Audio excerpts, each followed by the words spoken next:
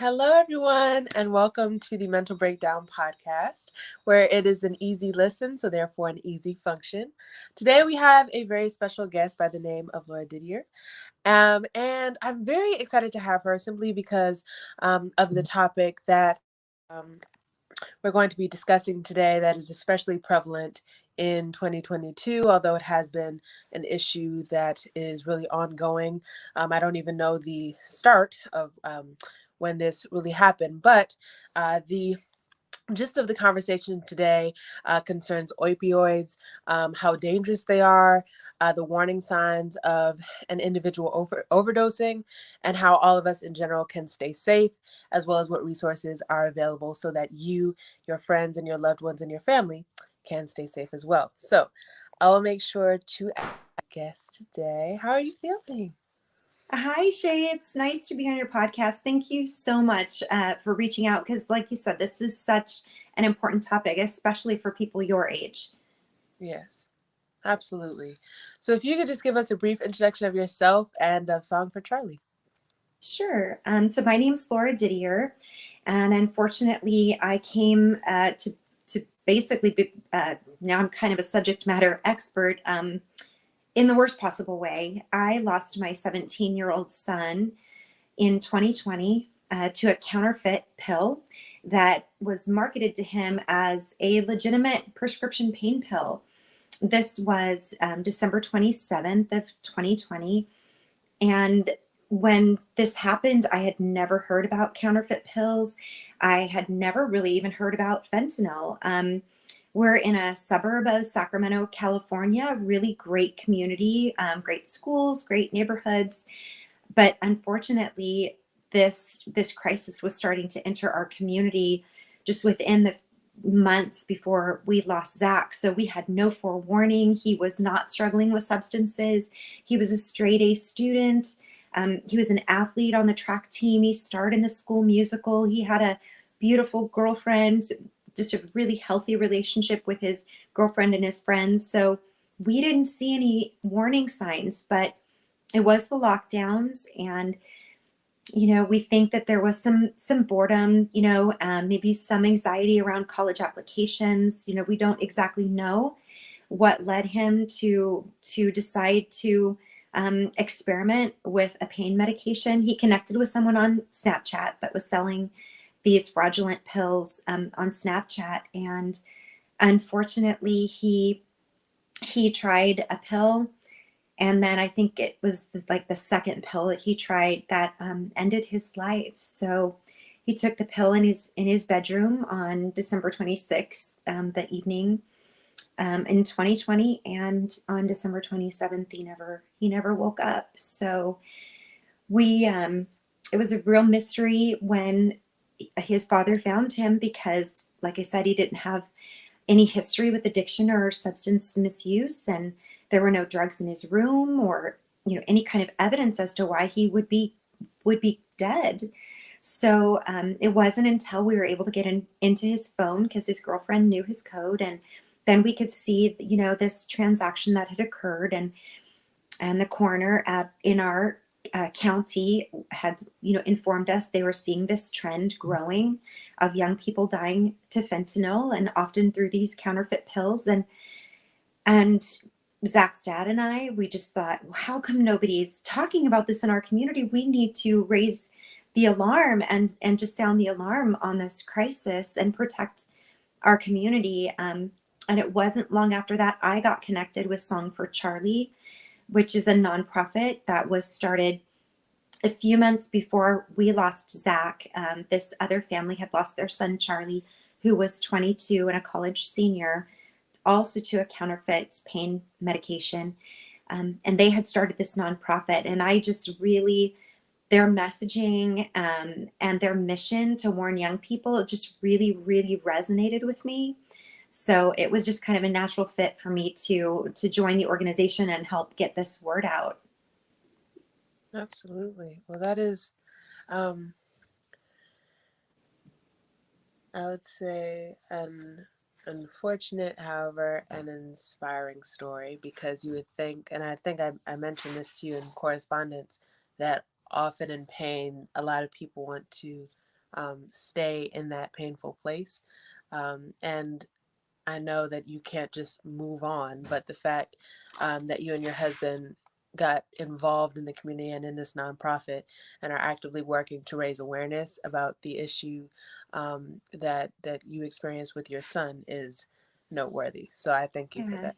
Thank you. And actually, just as a quick point of clarification, Zach's dad and I are actually not married, but because Okay. we no, and it's totally fine. We're great friends. We are Team Zach Good. 1000%. And so it's very common because people see us advocate together that we that that we're together, Yeah. but we are great friends, co-parents, co-advocates, and support each other's efforts. And he actually is works with a different nonprofit, and and I work for some with Song for Charlie, and we just try to complement each other in the awareness messaging that we do. And yeah, and it isn't easy to do, and so I appreciate your kind comments, because when there are when there is a situation of a drug death, it can be very stigmatizing. People want to victim blame or blame parents or things of that nature, and it's just not a fair thing to do, to Yeah. parents, because those of us in this position, we're really trying to make a difference. We're trying to warn other young people that are particularly vulnerable to this deception. We're trying to be out here warning about these counterfeit pills, warning about the way that fentanyl is being deceptively inserted into party drugs and harder drugs. Yes. And so many people that are dying from fentanyl didn't ever intend to consume it. And that's why we refer to deaths like my son's as poisoning deaths, rather than a traditional overdose death, because he thought he was taking one Mhm. legitimate pain pill, and there is no one legitimate pain pill that you can overdose on. you Right. know um he he did not intend to consume fentanyl, and that's the distinction that we make between a traditional overdose death, which is tragic in its own way, but a Hmm. poisoning death is really an altogether different thing that requires a different strategy, to combat that. Oh yeah, they definitely have two distinct connotations to them. Hmm. Um, and then actually, because I know you saw in the document that I sent you that there was like probably five questions organized and sequential, but just going off of the points that you just made, I'd like to skip to probably like the third question, which Sure. is, how do you know if someone is overdosing, and then what do you do? Yes, that is an excellent question, because an overdose, it doesn't look like something dramatic. So we want to tell young people, if you're at a party, or you're with a sleepover, or you're studying with a friend or something, and it looks like they nod off. You want to make sure you can, wake up your friend, because it's not like when you might have been, at a party and people are drinking and someone passes out and they'll sleep it off and they'll be okay. Um, in this circumstance, if someone falls asleep and you cannot wake them up, they can be potentially going toward a fatal, outcome.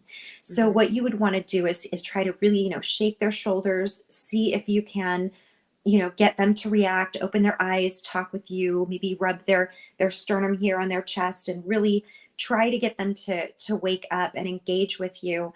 If you notice anybody having kind of gasping for breath, or saying that they're having trouble breathing, you want to call 911 right away, because especially with fentanyl, minutes matter.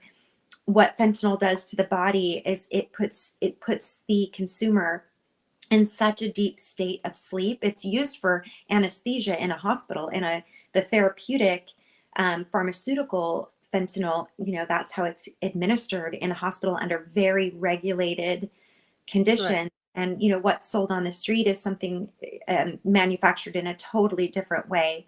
It's not the pharmaceutical type of manufacturing process. So when you get, you know for example, one of these pills like my son tried, they're all different levels of fentanyl. They're all totally inconsistent with the amount of fentanyl. One might not have much. One might have enough to kill 5 people. You just would never know how much is in there. Hmm. So so like I say, minutes matter. And if someone is, kind of gasping, if they are already in that deep unconscious sleep, then Yes. what happens to the body? It suppresses your respiratory system. So your breathing gets really shallow until it eventually your breathing stops, and then that's what stops the heart. And all of this happens in minutes. So if you can't wake someone up, if they're snoring really loudly, a kind of a loud snoring can indicate that this respiration is getting really low. They call 911 first of all. If anyone around has Narcan, which is naloxone, is an overdose reversal medication, and it is you can get it from a pharmacy, and some wellness centers, places like that will distribute it for free. And it's a nasal spray, kind of like Flonase or something. And you would spray it into someone's nose, and it would help get the opioid receptors in your brain to knock the opioid off those receptors, and the brain starts kind of functioning normal again.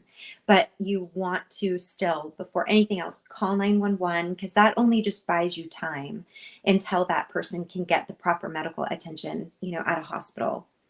Okay. Okay. Okay.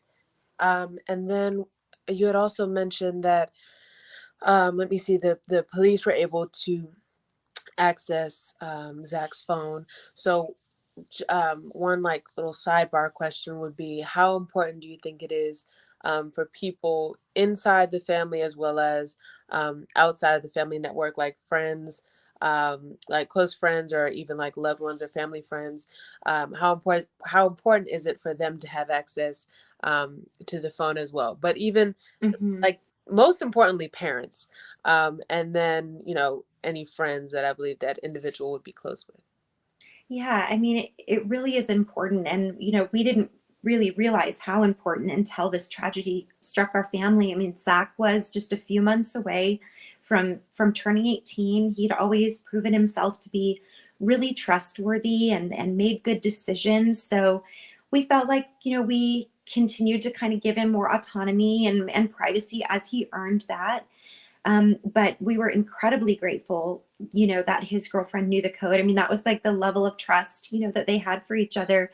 They had nothing to hide from each other. And so she was able to get it unlocked. And without that piece, without the investigators being able to look in there, see the history, get the digital information, kind of piece together the last couple days of Zach's life, we would not have been able to identify, who had sold that pill to him. Right. Yeah. And yes, yes. And a Um, lot of families don't get that. Like maybe they've lost a young adult, child that was 21 and is already off at college, and so they don't have the phone code. They've been really frustrated because they can't get the phones opened, and some law enforcement agencies, they aren't able to get it unlocked. And or it can be a really cumbersome process. And when you're talking about criminal investigations, the more time that passes, the harder it is to get the kind of information that's necessary. so what advice, I guess, would you give to just young adults in general when it comes to um, lending just a little bit of their privacy to Yeah. their, like the really close friend that they have, that they just, okay, here's my password just in case. Yeah, I would say for sure that if you have a trusted friend and you just want to say, hey, if either of us ever have an emergency, like this is something we can trust each other with. I mean, looking back, if I had understood there were drug dealers on social media, really exploiting these platforms to connect with young people and sell these deceptive, pills, I might have insisted, on having Zach's code or having some kind of access like that. But like I say, I didn't even know this danger was out there. I didn't know about counterfeit pills. I didn't know. And Zach was showing no signs of any kind of struggle with anything, like I say, other than the normal frustrations that, all of us were going through, especially young people around the lockdowns. So it was his senior year of high school. And so you can imagine, high school senior, you've been anticipating this for so long and all the fun things you get to do as a Yeah. senior. And we were still really, really locked down out here in California. And so, yeah, he had some sadness and frustration around that, but it really looked like overall he was handling all of that as well as we could have hoped. Yeah. Yes, and this the solution to the opioid crisis in general wouldn't really be to like criminalize these social media platforms like Snapchat, but really instead inform people my age like about um, being in correspondence with people on the app, because I know it's a lot easier, especially during the pandemic when like boredom would Mhm. take over, and after assignments were completed, it was like, oh, this person's contacting me. What's going on? Um, Mhm. so I Yeah. was similar to the question I'd asked before, like what would be the top three warning signs when it comes to random people that just try to come in contact Yeah. with us? I would just, for me, the kind of the avenue I've chosen in all of this is really the awareness piece and talking with young people. We've been at, I think it's about up to, I don't know, 14 or 15 high schools in my Wow. local area since the beginning of this school year. We've talked to upwards of 14, 15,000 students at this point. And so, yeah, we give the advice of, don't connect with people that you don't know personally. Right. Assume, don't assume the best intentions, from people that are reaching out, because unfortunately there are people with bad intentions that are exploiting these platforms. Definitely never trust any kind of substance that's being advertised on social media, because right now, um, it's virtually all going to have fentanyl. It's just the way that it is right now. And especially these counterfeit pills. We talk to our local crime labs. We talk to people that we've now become connected to at the DEA, and virtually every pill that they confiscate, through a bust of some kind or at a crime scene, they're counterfeit. So I also want to make sure young people understand that, if you truly need, something, if you are dealing with anxiety or depression or, maybe ADHD or things like that, to make sure you go to your doctor, you go to a therapist, if you need any kind of medication, that you do get it through a doctor, through a pharmacy, so you know what you're getting. Because going on to social media, I mean, it used to be what was on, so before fentanyl, Mm. if you went to, off, not through a pharmacy to get something, it still would be the pharmaceutical pill that had been unfortunately, diverted into the illicit market. But now there really are no legitimate pills on the street market. So it's not a way to get any kind of relief from any legitimate, health concern and mental health concern that someone has. Right. Yeah, because we're like the generation of like quick and easy. So we're Hmm. always Yeah, trying. that's not your fault. Yeah. That's the world you guys were raised in, So my heart goes out to you guys. This was the world you were raised in. If something is bothering you, there's a pill to help, Right. and the quick fix and the social media access and all of that. You guys didn't create all of that, but unfortunately, it now you guys are in a position where bad actors are trying to exploit that access to you guys, that trust that your generation has in medicines. Hmm. And unfortunately, so many young people like my son are dying from that deception. Right. But we are informing, and like you even told me like a few minutes ago, which was like so um, assuring, is just that at least we're informing these people, Absolutely. Um, no, I didn't even really know about it. I keep telling everyone that I've been interviewing this week, I'm like, these topics that um, I'm learning about are really just a matter of a Google search, where it's just like mental health and teens, mental health and news. Hmm. And the fentanyl crisis just came up in one of those searches, and I was like, "What is that?" So I that just know. took Yeah. me. And it's when we lost Zach in the end of 2020, there was not much awareness. I mean, there were, already grieving families doing things in their local areas, but in terms of a Google search or something more at kind of the national level, we couldn't find it. It wasn't until we saw the founders of Song for Charlie. They were doing an interview on the Today Show about their organization, about their loss of their son, about how they really wanted to be, an awareness, a space for resources and awareness. And I was like, that's what I want to do. I sometimes I feel sort of frozen in time, at Zach's death. Like I feel like I'm gonna be a teenager mom for the rest of my life because that's when I lost him, Mm, and it's kind of like time stood still right there. And and all of his friends that were so horrified because they knew Zach as this, like on top of the world, just lit up a room, happy go lucky, yeah. excelled at everything he tried. And all of a sudden, poof, he's gone. And they had never heard of these fake pills and fentanyl. And so that just, motivated me to say, we got to warn all of Zach's friends. We got to warn all of these other Zachs out there, that this is happening so they don't fall victim to this as well. And awareness it's definitely so much further along than it was in 2020. Oh, When I lost Zach, there was a lot of other parent organizations that are doing incredible work to raise information, to raise the awareness around all of this.